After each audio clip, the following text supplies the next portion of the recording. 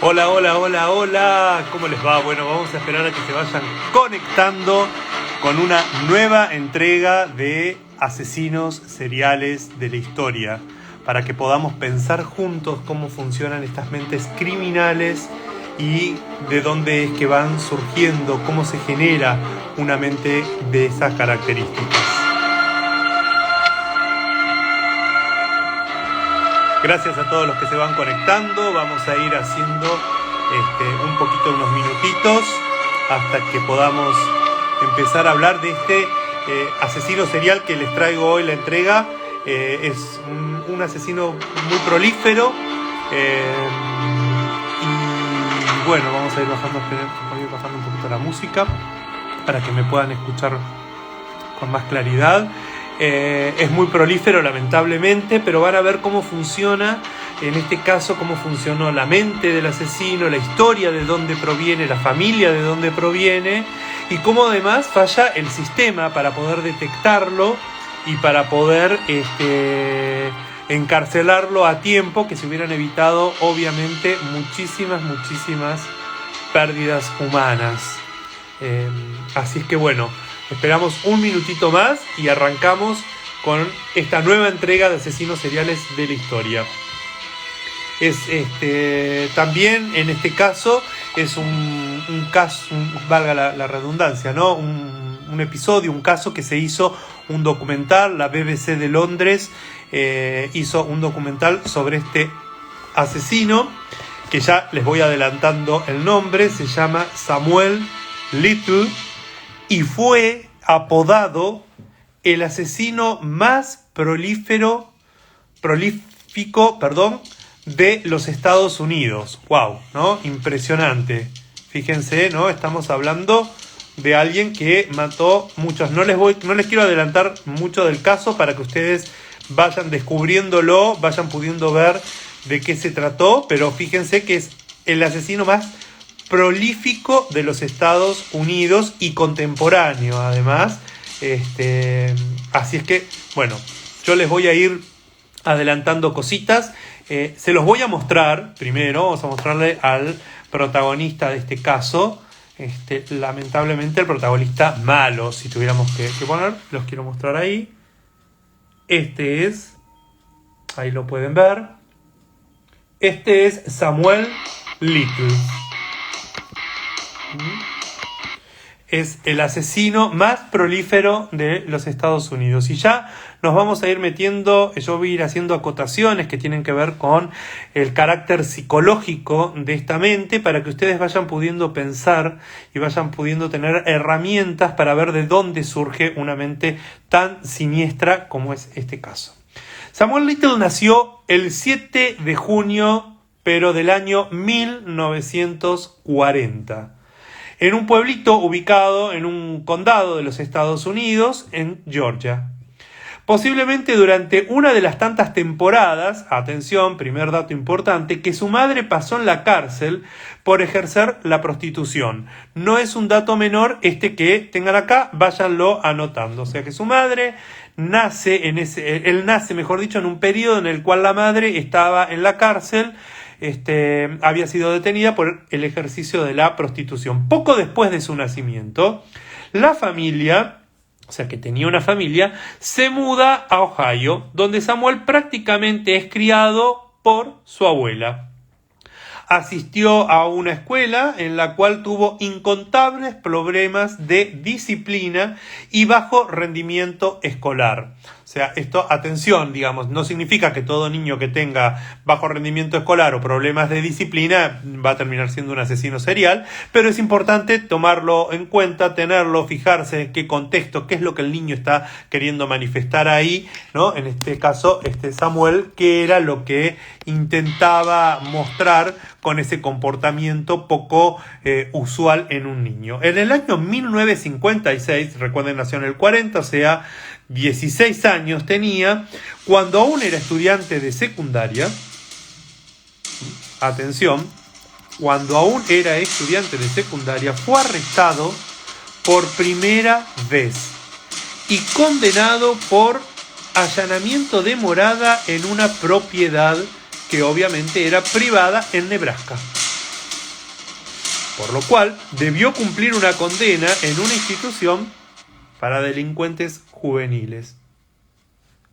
Cuando fue liberado, o sea que tiempito después, no continuó con su educación, pasando la mayor parte del tiempo en las calles, incurriendo, y hasta acá uno diría, bueno, una persona que tiene problemas con la ley, en pequeños robos y ocasionalmente trabajando a tiempo parcial como jornalero. O sea, no tenía un trabajo estable, no tenía un trabajo fijo, incurría en pequeños robos. Fíjense cómo ya va mostrando determinadas características que llaman poderosamente la atención para un joven, ¿no? Tenemos ya los antecedentes en la infancia y acá hay antecedentes juveniles. A finales de la década del 60, o sea, tenía 20 años en este momento, se muda a Florida.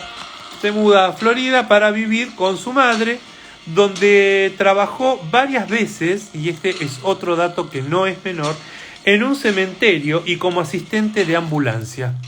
O sea, fíjense que iba teniendo algún tipo de conocimientos, podríamos decir, de cercanía con lo que era la muerte, con lo que eran los cuerpos y por supuesto también con el tema de la, vamos a decir así, de los puntos de vulnerabilidad en un cuerpo.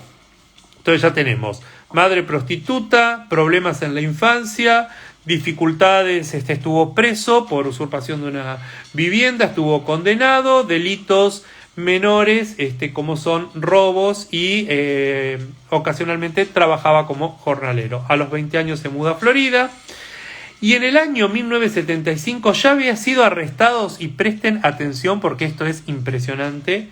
Nos pasa acá en la Argentina muchísimo, tenemos muchísimos casos de estos donde vemos violencia intrafamiliar, violencia de delincuencia en nuestras calles, en nuestra sociedad, y parecería ser que no es el único sistema que falla, el sistema argentino. Acá estamos hablando del año 75, Estados Unidos, pero también el sistema fallaba. A esta altura, en el año 75, Samuel había sido arrestado 26 veces en 8 estados diferentes. Atención a este dato, 26 veces en 8 estados diferentes. ¿Cuáles eran los delitos que había cometido? Había sido detenido por conducir alcoholizado, por fraude, por hurto, robo a mano armada, asalto agravado y acá aparece la primera pista de lo que va a terminar siendo el asesino más prolífico de los Estados Unidos, violación. Durante sus estancias en prisión comenzó a practicar boxeo, considerándose a sí mismo como un gran pugilista. Este es un dato narcisista, digamos, ¿no? Generalmente este tipo de personalidades se consideran a sí mismos como superiores o como que se destacan, ¿no? En algo. En este caso, en un deporte que ya sabemos conlleva cierto grado de violencia. Little, nuestro Samuel, que pasaba gran parte de su tiempo con... ¿A qué no saben con quién? Con prostitutas y proxenetas. ¿Recuerdan el dato? Que él nace en un momento en el que la mamá está presa por este ejercicio de la prostitución. En el año 82 fue arrestado en Mississippi acusado de asesinato de una joven de 22 años que había desaparecido en septiembre de ese año. O sea, desaparece la joven, lo acusan, el cuerpo fue descubierto en un alto estado de descomposición y no pudo rescatarse ninguna evidencia física. O sea, tienen el cuerpo, no tienen evidencia física respecto de, pero es acusado de ese asesinato. Si bien no se puede rescatar, como les digo, ninguna evidencia física, por lo cual el gran jurado decidió declinar la acusación sobre Samuel. Entre tanto, mientras estaba bajo esta investigación por la muerte de esta chica de 22 años, fue trasladado a Florida, o sea, a otro estado. Recuerden que los delitos menores que había cometido en su momento eran de diferentes estados. Ahora lo acusan de la muerte, del asesinato de otra chica, Patricia Almount, en Florida, que esta chica tenía 26 grados, cuyo cadáver había sido hallado en el último otoño. Testigos de la acusación identificaron a Samuel como la última persona con la cual esta chica había estado. Pero debido a la desconfianza de las declaraciones de los testigos, o sea, no convencieron al jurado con suficiente prueba, rápidamente fue exonerado en el año 84, o sea, 2 añitos después. Y se mudó a California, donde se asentó en las cercanías de San Diego. Fíjense si se quiere, la inteligencia criminal que tiene, que al ir trasladándose es muy difícil que las causas se vayan luego uniendo, digamos. Esto ya va ganando tiempo un asesino, como es el caso de Samuel, en ese tipo, porque ahí encuentra el sistema una falencia, digamos, porque la información no circula, algo que acá en la Argentina, tengo entendido, también pasa, ¿no? Cuando se comete un delito en una provincia, luego no se van pasando la información en las investigaciones. No le duró mucho la tranquilidad, no duró mucho la tranquilidad sin Samuel, porque en octubre fue arrestado por secuestrar, golpear y estrangular a Laurie, que tenía 22 años, quien posiblemente sobrevivió a la experiencia. Espectacular, porque gracias a que esta chica sobrevive, al tiempito lo encuentran a él, o sea, y ya empieza a declarar, ya puede dar cuenta de que era él, ¿no? Esto va dando alertas, pero van a ver que después, mucho tiempo después, recién se lo puede descubrir en toda la magnitud de quién es Samuel.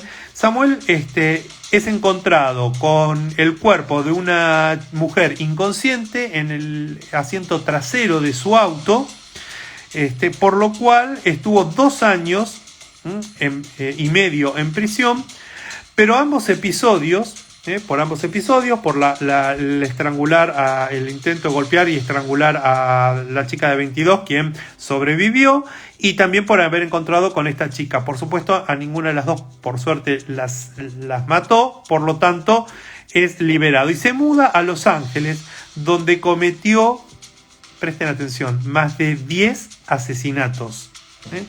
Finalmente, en el año 2012, fue arrestado en un albergue para indigentes. Y recuerden que tenía problemas con el alcohol, por lo tanto esto va dando ya todo un perfil, y además él luego tiene muchos problemas con el alcohol. Y les voy pasando que, bueno, les leo finalmente en el 5 de septiembre del año 2012, o sea, miren qué cercano a nuestro año, fue arrestado en un albergue para indigentes en Kentucky por un asunto de drogas pendiente que tenía en Los Ángeles. Lo extraditaron a California para que enfrentase las acusaciones, y en donde las autoridades contaban con pruebas de ADN, atención, de ADN con las que pudieron resolver de golpe 3 crímenes de los archivos de la policía. De una tal Carol, de 41 años, cuyo cuerpo fue hallado en un callejón, de una tal Audrey, de 35, descubierta en el contenedor, y de una Guadalupe, que fue abandonado su cuerpo en un garage. Aunque Little negó su culpabilidad, las pruebas físicas que tenían los restos de ADN determinaron que la probabilidad de que no fuera él eran de 1 entre 450 quitillones, ¿no? Fíjense que es un término que uno no utiliza mucho, no lo conocemos mucho, pero bueno, eso para darse cuenta de el alto grado de probabilidad que evidentemente era él. Se lo acusó finalmente en el año 2013, y de acuerdo con las nuevas circunstancias en el estado de Mississippi, se reabrió el caso del asesinato de la primera de las víctimas, por lo menos de que constataba, de la cual había sido acusado, y que había sido absuelto en el año 84. Unos meses más tarde, la policía declaró que lo estaba investigando por su participación en decenas de crímenes cometidos en la década de 1980, que hasta entonces no habían sido esclarecidos. Concretamente, presten atención a la cifra porque es escalofriante. Se lo investigaba por estar involucrado en 93 asesinatos de mujeres cometidos en los territorios de varios estados norteamericanos. Empieza el juicio y el 25 de septiembre del 2014 Little fue hallado culpable y sentenciado a 3 cadenas perpetuas sin posibilidad de libertad condicional. Algo que para una mente criminal como la de Little, la verdad es que es de un gran alivio. Este tipo de personalidades tienen que estar detenidas, tienen que estar presas. La única manera es porque lo van a volver a cometer y lo van a volver a cometer y lo van a volver a cometer. No existe cura. Esto hay que tenerlo muy, muy presente. Para este tipo de mentes no existe cura. Así es que es necesario que estén presos. Si van y tienen alguna preguntita o algo que me quieran preguntar, lo vamos resolviendo. Si no, yo sigo avanzando con el tema. La policía de Los Ángeles entregó el ADN de Little al FBI, que lo incorporó en su base de datos de crímenes violentos, y fue así como empezaron a aparecer decenas de coincidencias por todo el país. Fíjense cuántos años después del primer asesinato, ¿no?, donde es exonerado, después ahora lo estamos descubriendo casi 20 años después, realmente lo pueden encontrar culpable, y cuánto tiempo después pasó en el que esta información llega al FBI para poder compararlo con la base de datos. O sea que el sistema es inoperante también en Estados Unidos para la resolución de un caso como este. En el año 2018, un agente de Texas llamado Holland,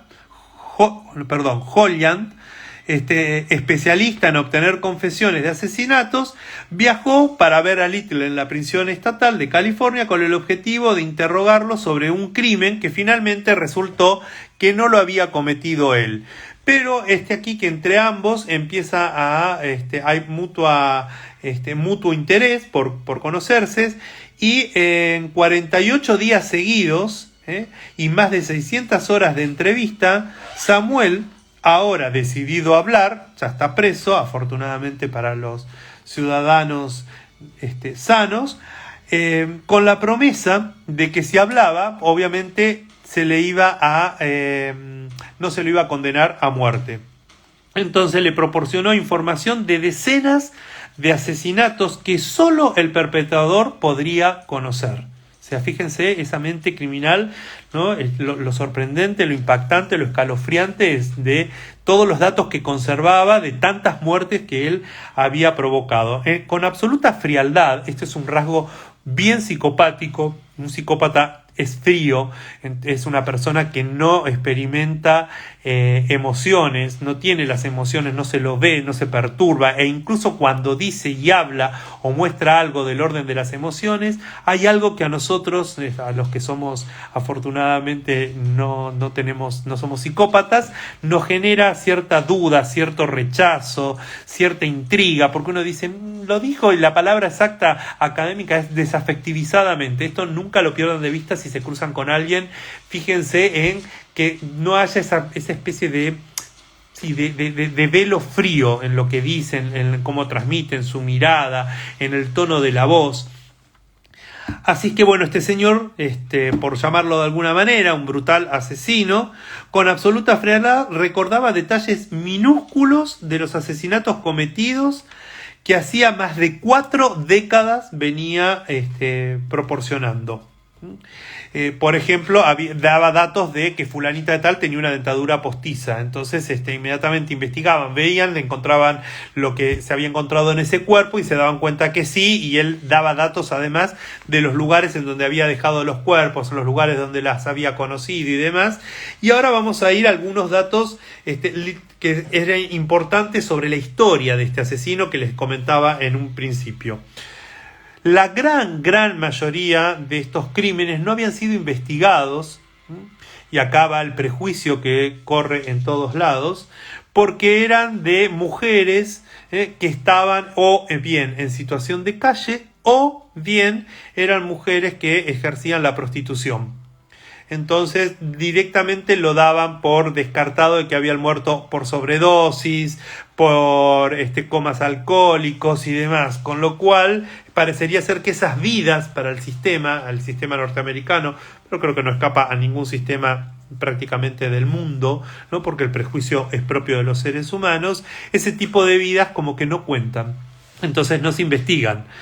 Pero sabemos que en el medio había de estas mujeres, algunas eran prostitutas, pero no todas, pero la gran mayoría. Dato relevante que les decía al comienzo, la que era prostituta era su mamá. Algunos de los cuerpos él los abandona en cementerios. Recuerdan que yo les contaba que en algún momento trabajó en un cementerio. Entonces, y los golpes que daba tenían una fuerza tan grande, tan impresionante, bestial, ¿no? Que uno podría decir sobrehumana, de alguien que realmente es bestial, que a una de ellas en un momento, para intentar desmayarla, para intentar someterla, le pega en el abdomen y el golpe es tan fuerte que le logra quebrar la columna, ¿no? Se atraviesa el golpe, el impacto, todo el cuerpo. O sea, estamos hablando de un brutal asesino, alguien despiadado. Sus confesiones abarcan 45 años, 37 ciudades, 14 estados. Impactante, ¿no? 3 mujeres en Phoenix, 10 en Miami, 18 en Los Ángeles y una sola en muchos sitios. Los crímenes más antiguos que recordó databan del año 1970. Estamos hablando acá en este momento del 2000, déjame recordar, del 2014, ¿no? Sí, del 2014. Así que piensen cuántos años pasaron. El primero en el cual empezó es en el año 70. Y el último cometido, que al menos él relata, es del 2005. O sea, desde el 2070 al 2005, 35 años, casi 40 años de ejercer su horrible, nefasta y maléfica presencia en el mundo, asesinando mujeres.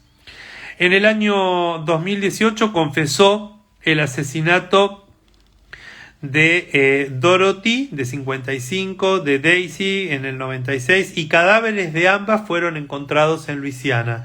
Y así sigue relatando todos episodios en donde solamente él podía llevar a tener la información de lo que habían acontecido en estos crímenes.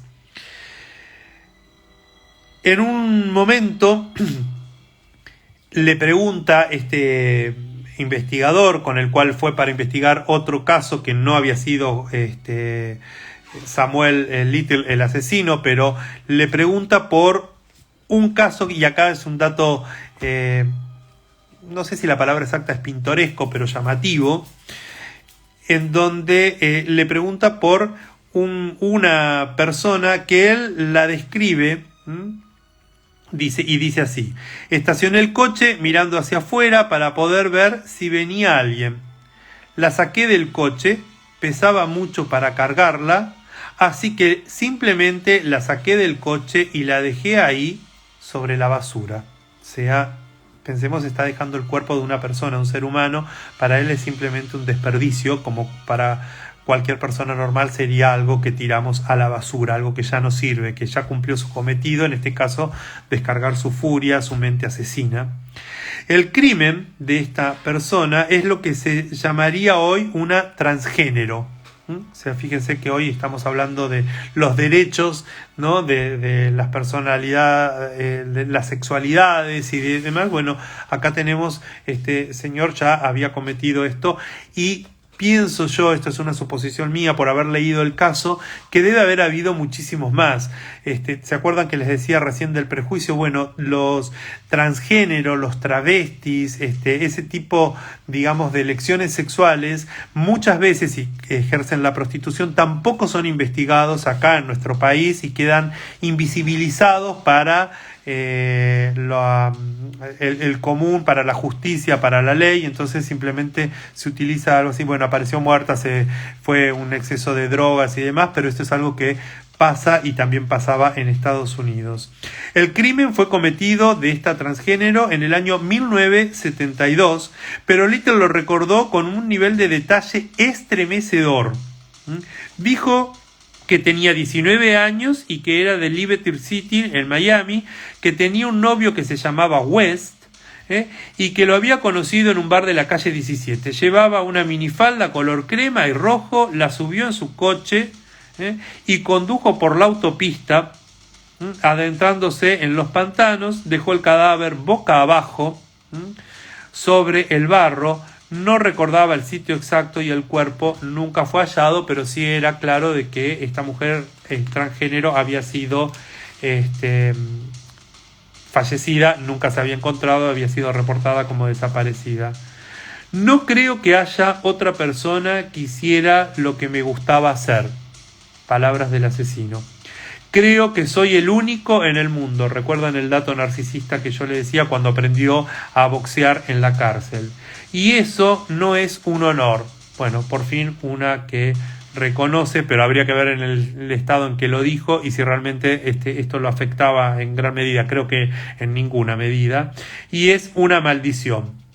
Howard Holland, el investigador, trabajó incansablemente para crear y mantener un vínculo con el asesino durante sus cientos y cientos de horas de entrevista. Le llevaba sus bocaditos favoritos para poder entrar en empatía y hablaban de su gusto mutuo por los deportes. O sea que esto nos da a nosotros la pauta para saber que este tipo de personalidades tienen rasgos que parecerían ser absolutamente comunes, usuales a nosotros, al resto de la población, y eso es lo que muchas veces termina provocando que pasen inadvertidos para el ojo poco avispado con este tipo de cosas. Samuel, este asesino serial, tenía diabetes, problemas cardíacos y otras dolencias. Afortunadamente para el mundo, murió en el hospital el 30 de diciembre del 2020 a los 80 años. Una ventaja que la gran mayoría de sus víctimas, todas muy jóvenes, no pudieron tener. Y hasta entonces había confesado el asesinato de 93 personas. Si confesó 93, estoy casi seguro que cometió muchísimas más. La gran mayoría habían sido en Florida y en California, como les decía en un comienzo, pero por diferentes estados, muchísimos más. Las autoridades, que confirman casi 60 de los crímenes confesados y que no tienen motivo para dudar de los demás, continúan aún hoy, al año 2023, identificando cadáveres. Este es todo lo que tenemos para hablar de hoy de Samuel. Hay muchísimo más. Si hay preguntas, después me las pueden hacer. Los invito a que reposteen el video si les interesó. Después voy a seguir haciendo algunos más. La idea de estos encuentros con los asesinos seriales de la historia es poder descubrir que una mente en lo humano nunca viene genéticamente predeterminada, sino que es una mente que se construye, es un psiquismo en evolución que se construye, que tiene que ver con el origen. No todas las personas que nacen de una madre que ejerce la prostitución terminan siendo un monstruo, como es el caso de Samuel. Lamentablemente en los casos policiales muchas veces carecemos, al menos que estemos involucrados con el caso, participando, trabajando ahí, de un montón de detalles que sin duda no me queda más que deducirlos de lo que se sabe. Espero que les haya gustado. Recuerden, en el año 2021 se emitió la serie Confronting of Serial Killer, donde se encuentra la historia de la inesperada relación entre Samuel y una afamada autora y periodista, una tal Laurent, y la BBC hizo un documental sobre este asesino. Bueno, si no hay preguntas, creo que no veo ninguno, un montón de gente conectada, pero no veo preguntas. Me alegro si les gustó.